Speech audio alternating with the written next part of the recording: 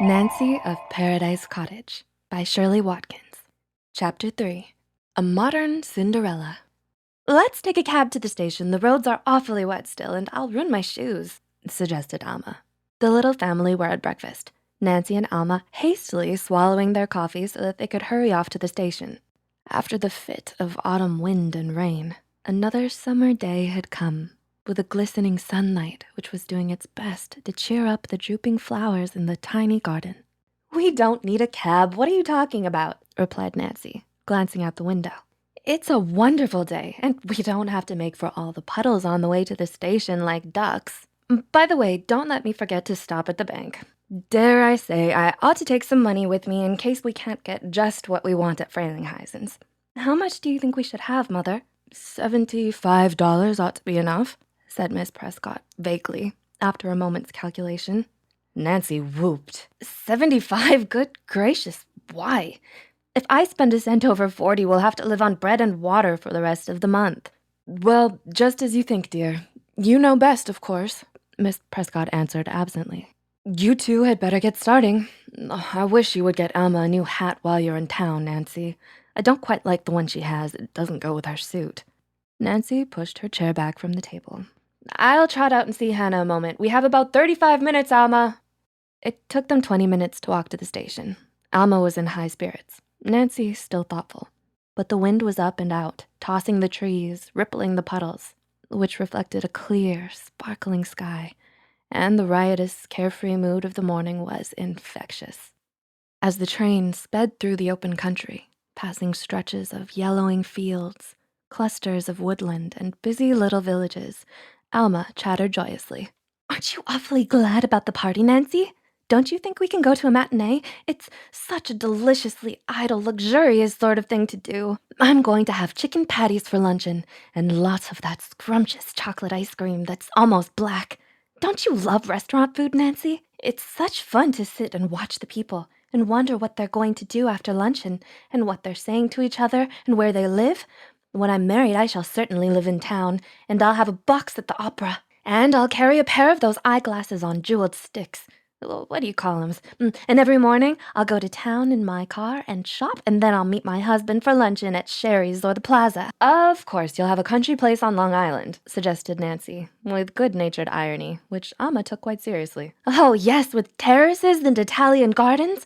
I would love to be seen standing in a beautiful garden with broad marble steps and rows of poplar trees and a sundial." "For whose benefit?" "Oh, my own. We're feeling rich today, aren't we?" "Well, I don't know anything that feels better than to be going to buy a new dress.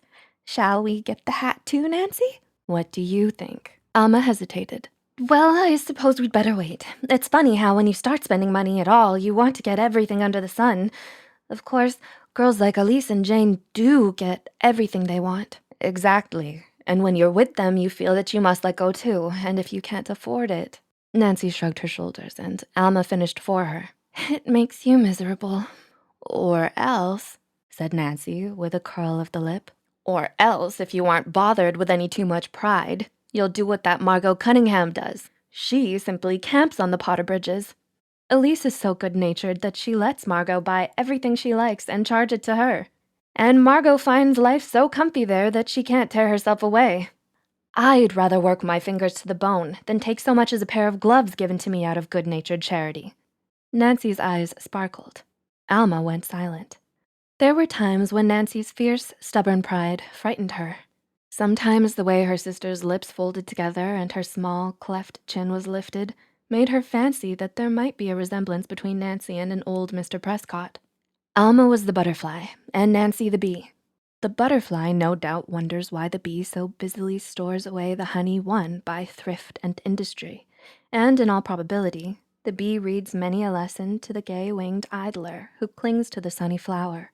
But today, the bee relented. "Now, ma'am, consider yourself the owner of unlimited wealth," said Nancy, as they swung briskly into the concourse of the Grand Central Station.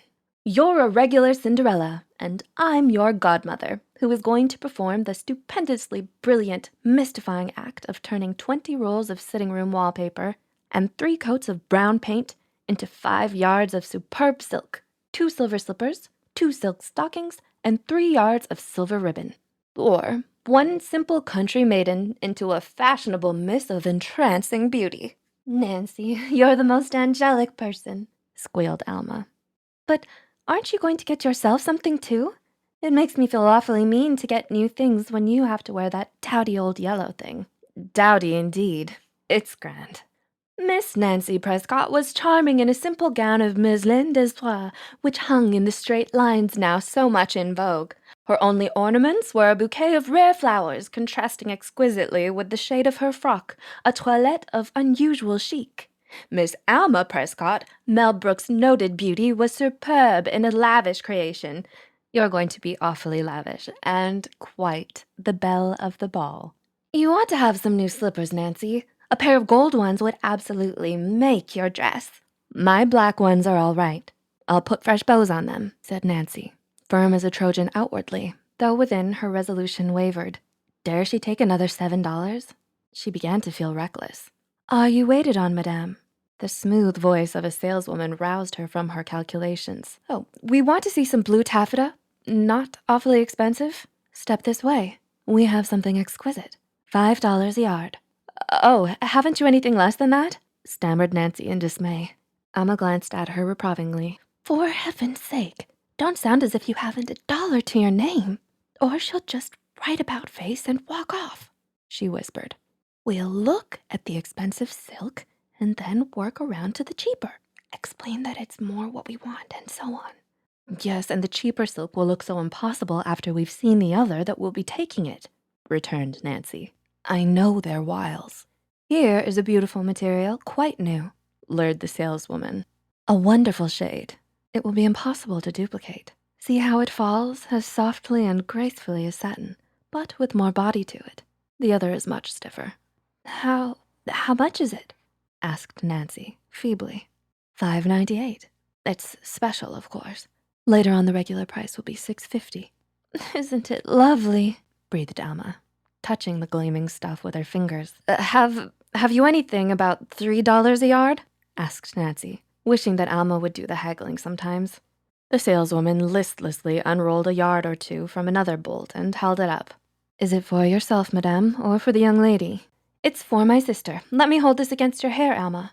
It's not nearly as nice as the other, of course, observed Alma, in a casual tone. It's awfully stiff, and the color's sort of washed out. I really think— Oh, of course, the paler shade is not nearly so effective at night, agreed the saleswoman, pouncing keenly upon her prey. See how beautifully this deeper color brings out the gold in the young lady's hair. Would you like to take it to the mirror, miss? Oh, don't, Alma, begged Nancy, in a comical despair. Of course there isn't any comparison. She felt herself weakening. I suppose this would really wear better too. Of course it would, said Alma, quickly. That other stuff is so stiff, it would split in no time. 5 times $5.98, $30. Nancy wrinkled her forehead, but she knew that she had succumbed even before she announced her surrender. The saleswoman, watching her, lynx-eyed, smiled.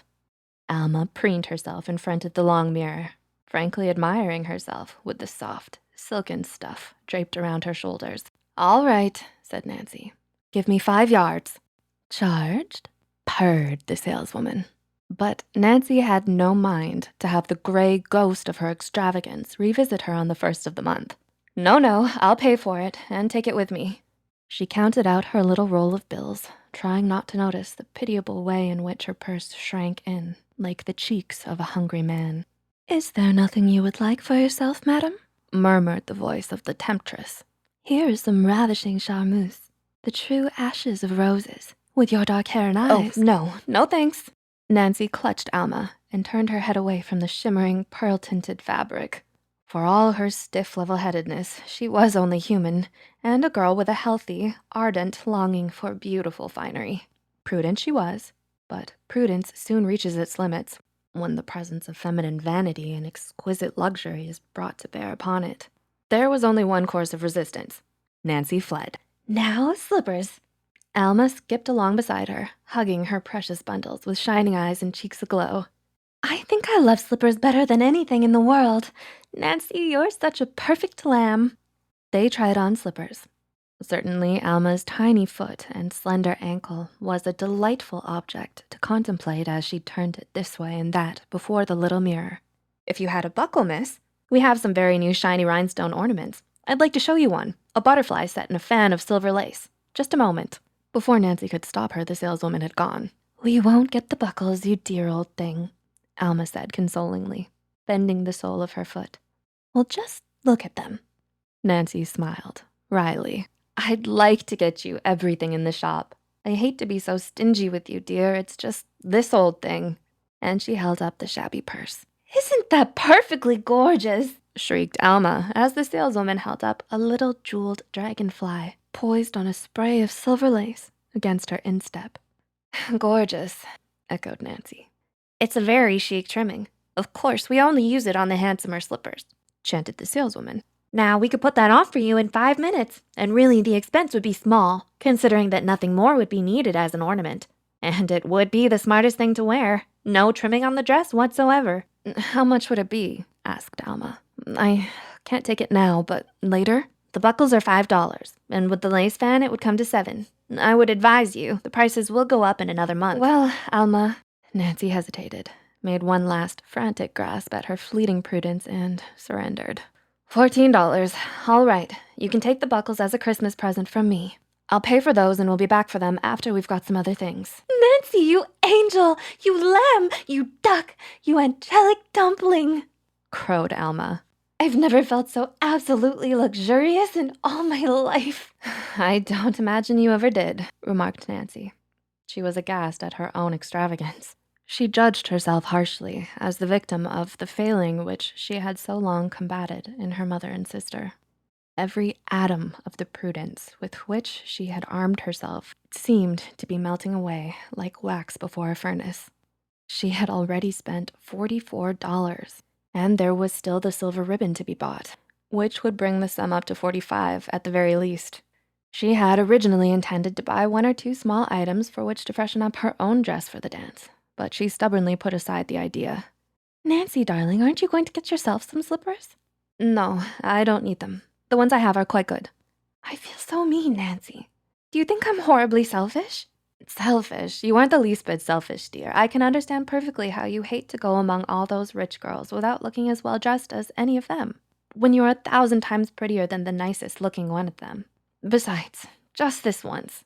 She paused, realizing that it was not a case of just this once at all. Pretty new clothes and pocket money would be the barest necessities when they should be at Miss Leyland's. Why didn't her mother see the folly of sending them to a place where they would learn to want things, actually to need things, far beyond the reach of their little bank account, and where Alma, chumming with girls who had everything that feminine fancy could desire, would either be made miserable or... She tried to route her own practical thoughts. Why was it that she was so unwilling to trust in rosy chance? Why was it always she who had to bring the wet blanket of harsh common sense to dampen her mother and sister's debonair trust in a smiling providence? Was she wrong after all? She considered the lilies of the field, but somehow she could not believe that their example was the wisest one for impecunious human beings to follow. Lilies could live on sun and dew, and they had nothing to do but wave in the wind. Oh, look, Nancy! Aren't those feather fans exquisite? Alma, don't you dare peep at another showcase in this store, or I'll tie my handkerchief over your eyes and lead you out blindfolded like a horse out of a fire. But do look at those darling little bottles of perfume. They're straight from Paris. I can tell from those adorable boxes with the orange silk tassels. Wouldn't you give anything on earth to have one?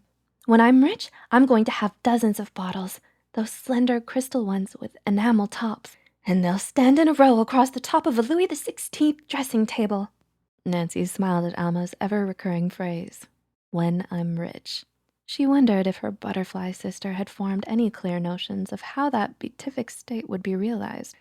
Alma Prescott, there's the door, and thank heaven for it.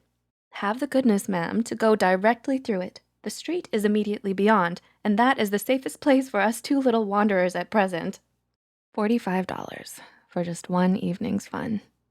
Gold slippers would have been just the thing to wear with her yellow dress. But, well. And that's the end of chapter 3. I hope you enjoyed, and I'll see you next time for chapter 4. It's called Ladies of Fashion. Just What? Why do I? I just wanted to say thank you for being a part of random readings, because it's really special to me. It was and it is really special to me, and it's special because I got to be open and vulnerable and real, and I hoped that it would help others do the same, and it did. And you guys, strangers but not really strangers anymore, hit me up from all over the world and shared your stories, and I'm really grateful that it exists and that I got the chance to do it, even if my notes are all gone now. It's really special. It's even more special now because of that. Okay, enough of that. I'll see you for chapter 4. Stay tuned.